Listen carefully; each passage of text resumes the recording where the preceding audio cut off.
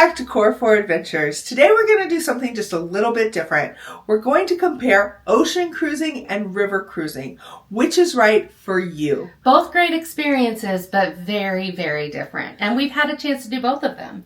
Right? Carol and Pepper went on the first river cruise of any of us in Bordeaux, right? Yes, we did the Taste of Bordeaux itinerary through AmaWaterways on the Ama Dolce in 2022.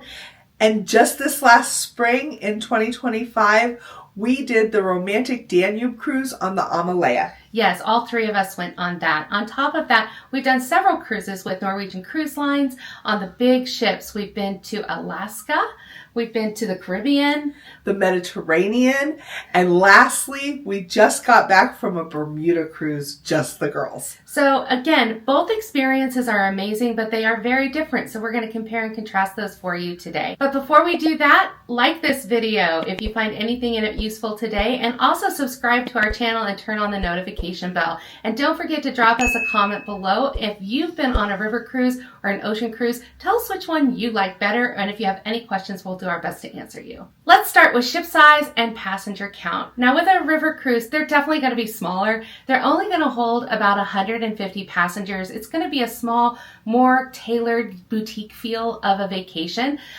With the smaller ship, you're going to have a lot more shared spaces. You're going to have shared excursions, shared meal times. You're really seeing the same people all week long, and that helps you form some really great friendships. So we've made some great friends on the river cruises that we have gone on that we still stay in touch with today. We sure have. Now, ocean cruising is very different from that. Those ships are massive.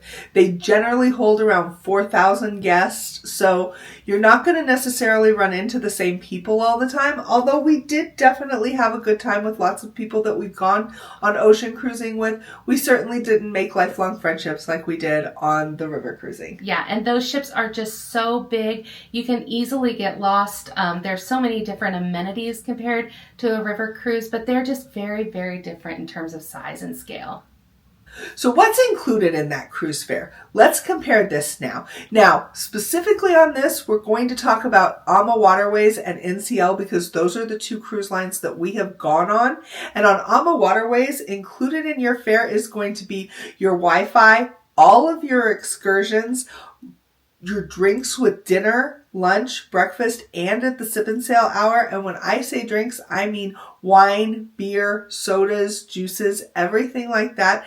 It's just mostly all inclusive. You might spend a little bit of money for an extra drink or two in the later evening, but our bill at the end of the trip was really, really small. Now, compared to the ocean cruising, your cruise fare is going to cover your cabin and your meal plan. And on NCL, we typically opt in for the more at sea, which will give us, if we're in a balcony cabin, 3 nights at specialty dining restaurants and the more at sea unlimited drink package. Now, the unlimited drink package on NCL doesn't cover 100% of everything. If you order a drink that's more expensive than the dollar cap, you're going to pay the difference. And if you're ordering drinks in port, you do have to sometimes pay taxes in the port that you're docked in. In addition to that, excursions aren't included with NCL. You're going to pay extra for those, whether you're buying them through the cruise line or you're going through a third-party provider like Viator or Get Your Guide. A lot of the extras on board are not included. We paid extra for like thermal suite access, the wine and cheese tasting that we did when we went to the Sky Vodka Bar. You're paying extra for all of that stuff. And it really adds up over time. Our bills at the end of our cruises on NCL are a lot more than what we experienced on AmaWaterways. And when I say that the excursions are included on the AmaWaterways, that included for us a couple of wine tastings as well as biking, hiking, and walking tours. There were lots of great excursions that you could choose from, and they were all included. It's what made it feel not so expensive in the end. So speaking of excursions, like Laura said, the excursions on AmaWaterways are all inclusive. I really like that about river cruising. But one thing you have to keep in mind is if you're doing the excursion with the cruise line, you're on their schedule. It's very regimented. You have a time where you're gathering in the morning. You have a time when you're leaving the ship together. When you come back for lunch, when you're leaving maybe for an afternoon tour, you're all getting on the same buses, or sometimes you are docked right in the city center. That's that's one thing I really like about river cruising, the access. Like when we went to Bratislava, we docked right in the middle of the city center and went off on our walking tour straight from the ship. They often say that river cruising takes you through a destination where ocean cruising takes you to the destination. So you do get a lot of those cultural experiences on the AmaWaterways ships that I did not get through the ocean cruising. And ocean cruising doesn't even always take you to the destination you want to go to. Some of the ports may be quite a ways away from where you're wanting to go. For example, when we were in the Mediterranean and they claimed that we were going to a port in Rome, Rome is in the middle of the country. So there's no ports right by there. We landed in Civitavecchia, and that's about an hour to an hour and a half each way from Rome. Your excursions are not included at all on an ocean cruise. All of that is not only your responsibility, but an extra cost for you.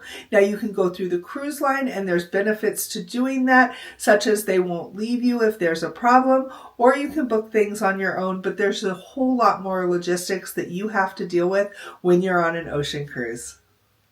So let's talk about the different dining experiences on the two different types of cruises. On AmaWaterways, the food was 5-star. All the way. It was amazing. But you do have set dining times and everybody's going to be eating at about the same time. You could come a little earlier or later within the dining hour, but that dining room's only going to be open at certain times, and there's no buffet and there is no room service on an AmaWaterways cruise. But there are some extra special things that they do, including a chef's tasting menu that you get to go to one night while you're there. You sign up for it. It's nothing extra, but it's a tasting menu with a wine pairing, and it was extra special for sure. Oh, that food was delicious. I'm still dreaming about that dessert. I will say I never went hungry on an AmaWaterways cruise. They have lots of snacks throughout the day. You can have afternoon tea. There's lots and lots. They keep you fed, but it's not as flexible as an ocean cruise. So let's talk about that. The dining on an ocean cruise, there's a lot of variety. You can go to the buffet. You can go to the specialty dining restaurants.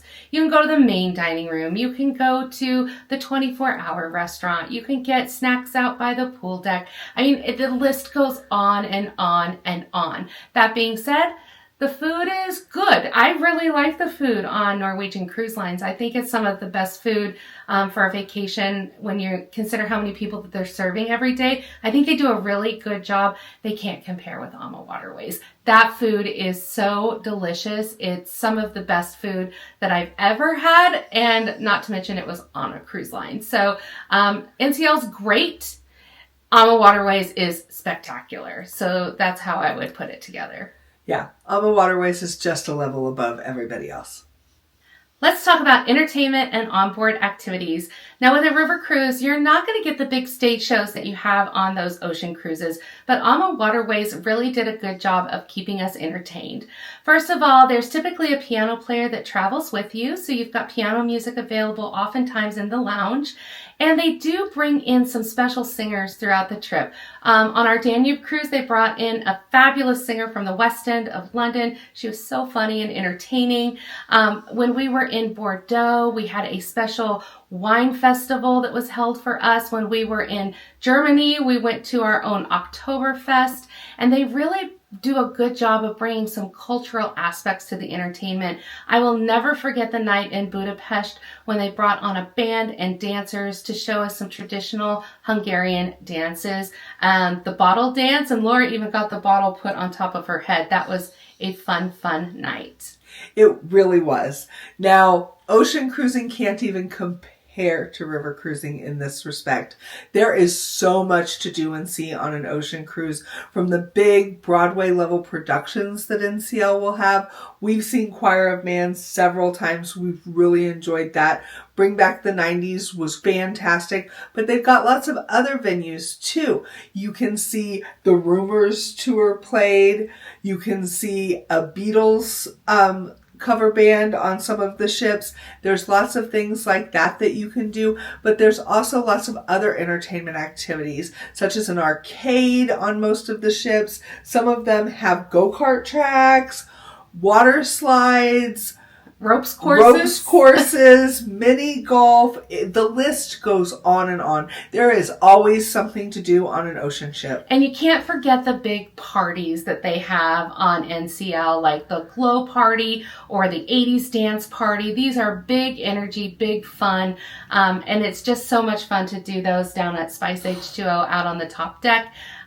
Big things happen on ocean cruises.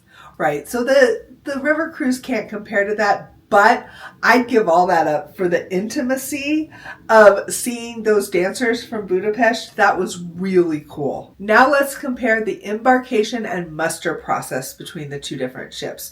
On AmaWaterways, the embarkation process could not have gone smoother. They didn't even let us get down the gangplank before they came and grabbed our suitcases and took us and everything almost immediately to our room. They took one quick picture of us, looked at our IDs, and got us to our staterooms right then. Within 10 minutes of getting on the ship, we were in the lounge having lunch. It was delightful.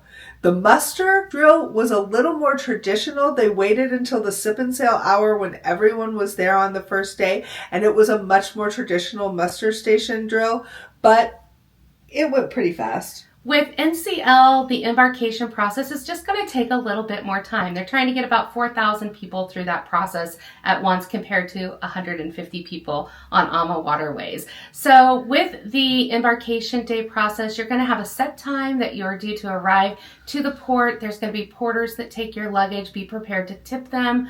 You're going to do security just like you do at an airport. We didn't have to do that on the AmaWaterways ship. You're going to get checked in, and then you may have to wait. So be patient on embarkation day on the big cruise ships just because the volume that they're dealing with.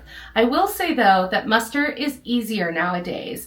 You'll typically watch a video on your phone before you get on the ship that gives you all of the details that you need to have, and then you go and you check in with your cruise card at your muster station so that they can verify that you know where it is. And that's it. Muster is over very quickly on the NCL ships. Right? We were done with muster within 5 minutes of walking on that ship, and we could just enjoy the rest of our cruise. Now it's time for cabins and comfort. On AmaWaterways, just be prepared. The cabins are going to be smaller than ocean cruising. You are on a much smaller vessel, a smaller ship, and the thing is that you don't spend a lot of time in your rooms.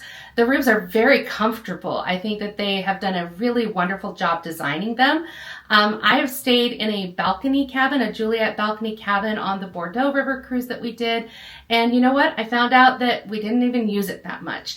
We didn't spend a lot of time in our cabin. So when we were booking our Danube River cruise, we went with the Swan View room. It was a little bit more affordable for us. And again, we had plenty of room, plenty of space. It was just really lovely. They do a great job of taking care of the facilities.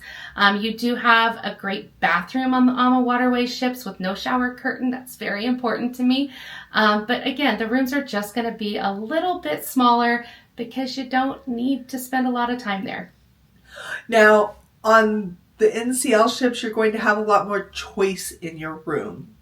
You have lots of different cabin choices, all the way from an inside cabin to the Haven where you could have a deluxe suite. We've always done a balcony cabin on every NCL cruise that we've done, and they're definitely much larger than that Swan View room that I had on the AmaWaterways cruise. The bathrooms, I think, are kind of comparable as far as size go, and we've never had one that had a shower curtain, thank goodness. That kind of grosses us both out. No, that's a deal breaker for me. Carol's never going on one with a shower curtain. It's not going to happen. We find we do use our balcony quite a bit on an NCL cruise because the areas are so much more crowded that it's nice to have an outdoor space that's your own. Yeah, we did spend a lot more time in our room on the NCL cruise that we just did to Bermuda because we wanted to relax and have some downtime where we weren't surrounded by other people. On an AmaWaterways cruise, there's just not that many people, so you can have those quiet moments whether you're sitting in the lounge or the library or just on the upper deck. Right, and keep in mind, if an inside cabin is the way to get onto an NCL ship, you're still going to have a great time, and you can definitely find some places that are a little quieter on the ship if you don't want to spend time in your room. But there is a lot more variety, from an inside cabin to a balcony cabin to a club balcony cabin that's a little bit bigger, all the way up to the Haven suites and the owner suites that are multiple room suites. So let's talk about the vibe of the two different styles of cruising. On an AmaWaterways cruise, it's definitely going to be much more chill. It's a slightly older demographic. I felt like at early 50s, I was average age, if not a little younger than the average person on the cruise, and there certainly were no children on board. It's not that they're not allowed, it just isn't really conducive to children, and nobody brought any children with them. It also was a little more chill in the evenings. You're there for the destinations, so people are excited to go to bed early and get up and see the cities that we're in the next day. Although there's usually a little bit of live music in the lounge in the evening, and there is a good time to be had in the later evening if you want there to be, but more people go to bed early and it's just a little more chill vacation. Now with ocean cruising, it's high energy, it's multi-generational. You're going to have families, you're going to have little kids, teenagers, people our age and older, all a big mix on the ship.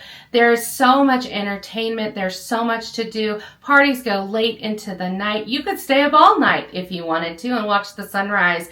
It is your choice. Ocean cruising definitely has a higher energy vibe and is more accessible for families, I think. It is a lot of fun. They've got things like the kids club, the teen hangout.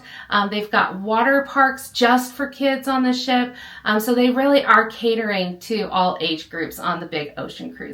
So our final thoughts. We like them both. I really, really do like cruising, whether it's on an ocean cruise or a river cruise. They're just very, very different. The ocean cruise is going to be more exciting. You're going to have more nightlife. You're more focused on maybe that drink package. The destination isn't always the biggest draw on the ocean cruising. The experience is.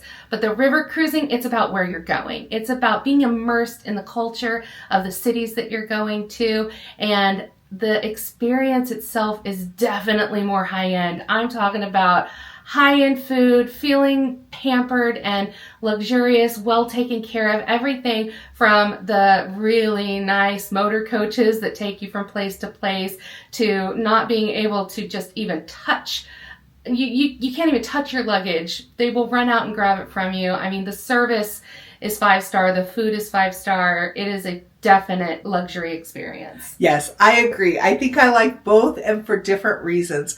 I will absolutely go on both styles of cruises again. It just depends on what I'm looking for on that particular vacation, which one's going to meet the needs. If I want a little more chill, culturally enriching vacation, I'm going to choose an AmaWaterways river cruise. And if I want one that's a little more of the nightlife, a little more about the ship, I know people who pick NCL cruises specifically for the ship that they're going to go on. In fact, we're talking about our next cruise and we've been like, there's 3 ships going to that destination. Which one are we going to go on? That's not something you're necessarily going to think about with river cruising, but you definitely do with ocean cruising. I think comparing the two, people always look at the price of the cruise. And when you do look at river cruising, the initial price looks like it is much higher than the ocean cruising. But what I have found out is it's pretty comparable, because the ocean cruising has tons of extras that are not included in your base price. All of that extra excursions, experiences, specialty dining, drink package charges, anything that you want to do on ship that's an extra charge, all of that adds up. Whereas with the river cruising, it may look like it's more expensive when you're going to book it, but when we got off that ship, our onboard bill was almost nothing. And so that is something to keep in mind. Everything is included. All your excursions, that delicious food, beer, wine at dinners. We really didn't need much more than that. And so when you're looking at it from a price perspective, don't get swayed, because I think it's pretty on par. I agree. I think that we ended up spending almost exactly the same on these 2 experiences, although they were very different experiences. I wouldn't trade any for anything in the world. I will say, if you want to go on a cruise, whether it's a river cruise or an ocean cruise, do it. It is just so much fun. I will keep going on ocean cruises and I will keep going on river cruising because I've fallen in love with both. So if you've been on either type of these cruises and have a preference, we'd sure love to know what your thoughts are in the comment section below. And of course, if you have any questions, please leave those below too. We'll do our very best to answer any questions that you have. Thanks so much for watching. We hope you really got something out of this video, and we'll see you next time on Core 4 Adventures. Bye!